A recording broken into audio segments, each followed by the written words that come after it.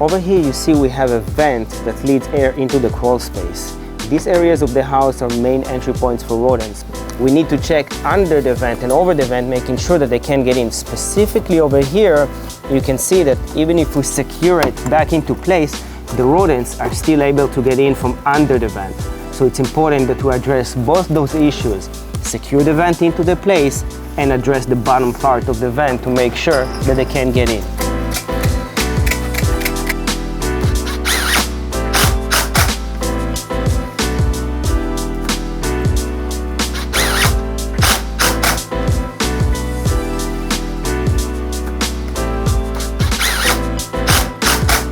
So over here you can see that we secure the vent with 4 different screws in each corner, which will hold it in place. We also installed a mesh wire from inside the crawl space to make it look visibly better and not showing from the outside of the house, and that will prevent them from getting in from under the vent.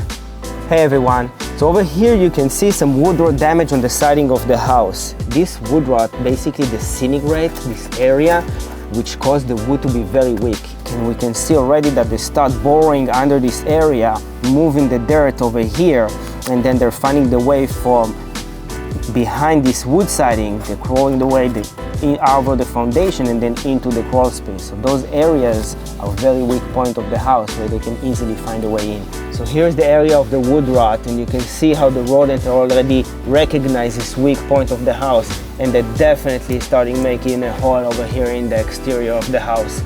And you can easily see how this hole is just exactly how a rodent hole will be look like.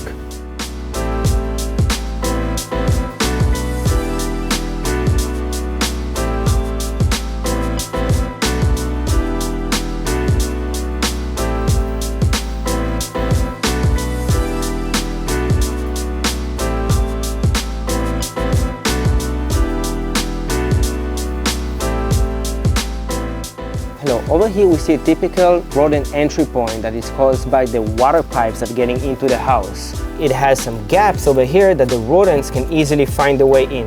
And you can see the pen just slide in and come out, as well as this one that easily can get in from. What we usually do, we use one of those 2 compounds. Either we use rodent stop, which is a very strong compound that deter rodents from getting in these specific areas, or we use some steel wool that will also deter them from coming in. So I will use both of them to show you how to rodent-proof your home using one of those 2 products.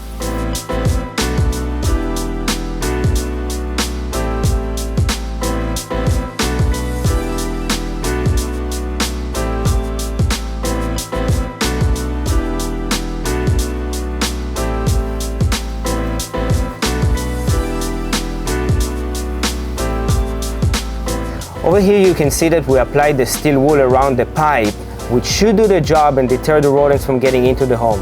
Sometimes some rodents are able to pull this steel wool out with their paws and creating a new entry point. So we as a company, taking a second precaution, we will apply another compound, kind of like a glue expandable foam that will bond the 2 materials together to a very strong compound, which should last you for years to come.